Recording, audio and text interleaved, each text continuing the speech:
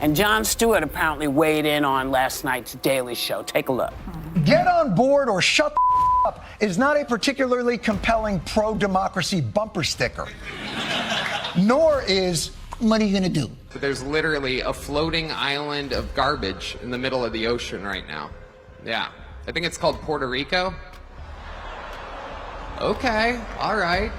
Okay. We're getting there. Days of backlash after a comedian's racist joke about Puerto Rico at a Trump rally. They are seeing this backlash break through in a way that they have not seen yet this cycle. We've all seen Jon Stewart on The View many times, joking, laughing, and talking, but this time the mood took a sharp turn, leaving the hosts stunned and the audience speechless. But what went wrong? What did The View say this time, and how all this controversy started? Let's find out. This Puerto Rican has something to say about the island that I love, where my family is from. Puerto Rico is trash. We are Americans, Donald Trump. So, The View is back at it, saying things that make no sense to some. This time, their take has sparked a reaction so intense it might just be one of their most controversial moments yet. But honestly, is that even a surprise? They've been saying wild things for years. Pennsylvania is home to almost 500,000 Puerto Ricans. North Carolina, 115,000. Georgia, 100,000. Arizona, 64,000. Wisconsin, 61,000. Michigan, 43,000. Nevada, 27,000. We vote Donald Trump. Trash? This whole controversy is about Tony Hinchcliffe, a comedian from America. Since 2013, he has hosted Kill Tony, a live comedy podcast where new and experienced comedians perform short 1-minute sets. Recently, he made a joke, and for some reason, people are still making a big deal about this. But why? Who is actually changing their mind about politics because of a comedian's joke? No one. That's just not happening. Where are my proud Latinos at tonight? You guys see what I mean? It's wide open. There's so many of them. It's absolutely incredible. Believe it or not, people, I welcome migrants to the United States of America with open arms. And by open arms, I mean like this. Tony made a joke about Puerto Rico at the Trump rally at Madison Square Garden in New York, saying something negative about the place itself, not the people.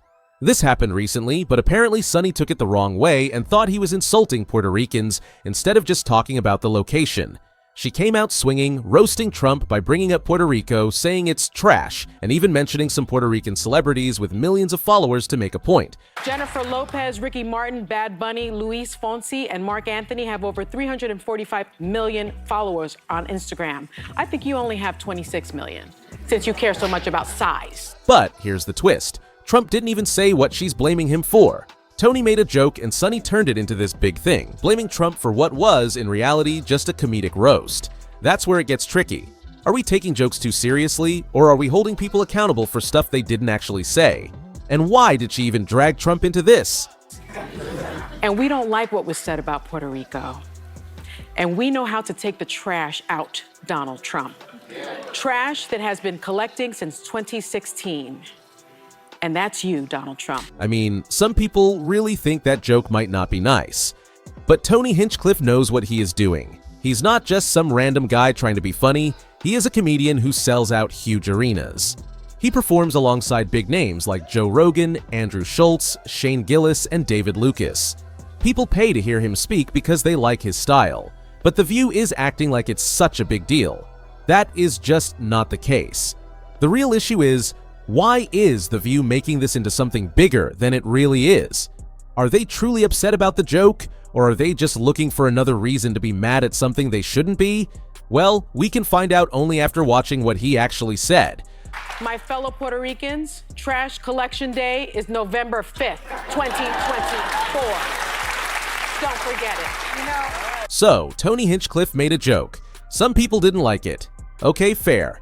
Not every joke is gonna land. That's how comedy works, right?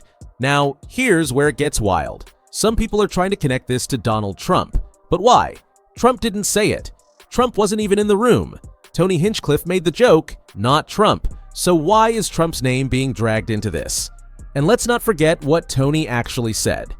He said Puerto Rico. Not Puerto Ricans, Puerto Rico, the place. That is a physical location. But people lost their minds and acted like he was insulting the people. How does that even make sense?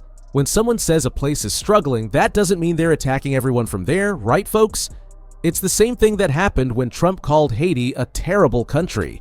Using vulgar language, President Trump today questioned why the United States would allow people from Haiti and Africa into the country, describing those places using an expletive while suggesting people from Norway might be more acceptable. People immediately assumed he was saying that about Haitians. But no, he was talking about the condition of the country, not the people. The same way Tony mentioned Puerto Rico, and now everyone is acting like he personally insulted every Puerto Rican on Earth. And here's where it gets even crazier. The people who were mad about the Puerto Rico comment don't even live there. Big celebrities like Bad Bunny and others who are supposed to represent Puerto Rico don't even live in Puerto Rico. So, if the place is so great, why don't they stay there? That's a fair question, right? Who offered unfunny, racist, cringeworthy jokes. Basically calling Puerto Ricans trash. The most repulsive racial jokes about Latinos. Disgusting and hateful. So incredibly. Now let's talk about how Jon Stewart reacted to all this. And trust me, he actually had a good take on this. So-called jokes. Extremely vile so-called jokes. She name-checked my comedy album from the 90s. Don't you guys think his take on the situation was actually pretty balanced? He acknowledged the awkwardness of having a roast comedian at a political rally, especially so close to an election. He pointed out how, in hindsight, it wasn't the smartest move to bring someone who's known for edgy, crass jokes to a place where the focus is supposed to be on rallying. There's something wrong with me. I find that guy very funny. So, I'm sorry. I don't know what to tell you. He also pointed out that the comedian was just doing his job, making jokes and not pulling punches. Now, The View should take some notes here. The guy's really just doing what he does. I mean, here he is at the Tom Brady roast a few months ago. Gronk, you look like the Nazi that kept burning himself on the ovens. And trust me, just because of that roast from The View, this whole thing made the campaign look bad, especially since the jokes landed poorly. John's reaction shows how perfectly he understood Tony and mocked The View indirectly by standing with him. Now, if you think this is it, hold up your pants because George Lopez, another comedian, told a joke at a Democrat rally. Donald Trump said he was going to build the wall, and George Lopez said, you better build it in one day because if you leave that material out there overnight. And let's be real, it was funny. Even if you think George Lopez is a little out there sometimes, the joke landed. He basically said that if Trump doesn't build the wall in one day, Mexicans are going to take all the building materials. Now, let's think about this. Did he actually say Mexicans are going to take it? Maybe not in those exact words, but everybody in the room knew exactly what he meant. And guess what? They laughed. Nobody got offended. Nobody called him racist. People just took it as a joke because that's what it was.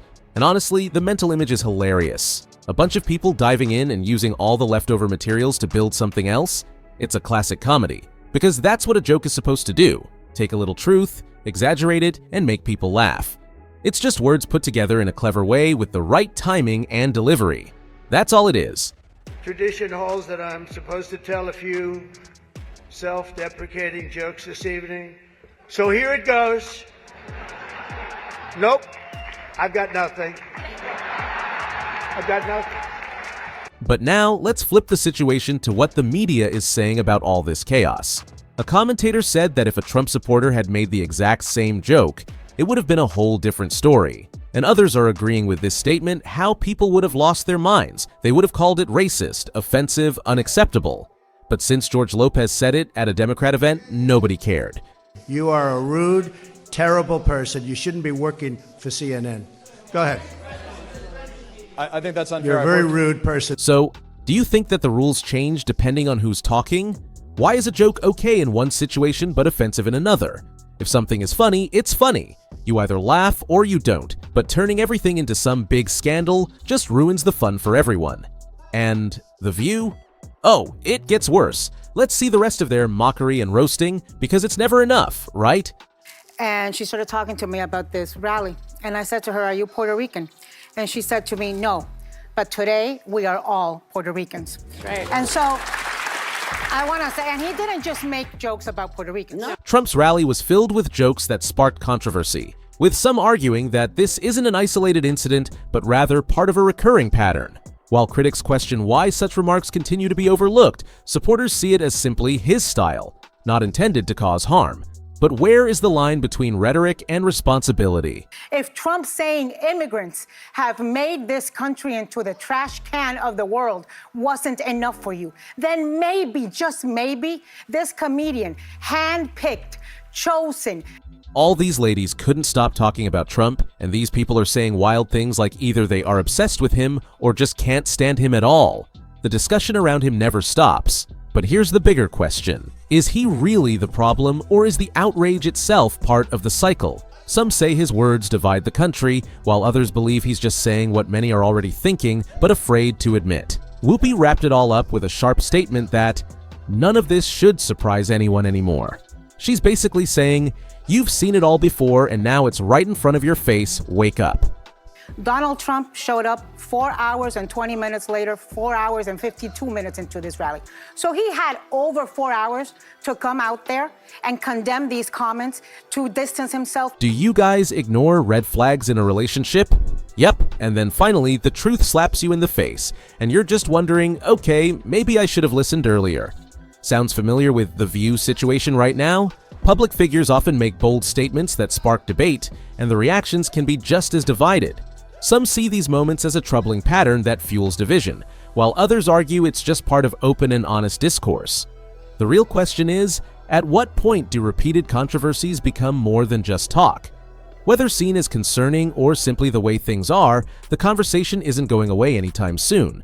But why do y'all think The View is making such a big deal about a comedian's joke? Is it really that serious, or are they just grabbing onto something to get attention because it fits their narrative?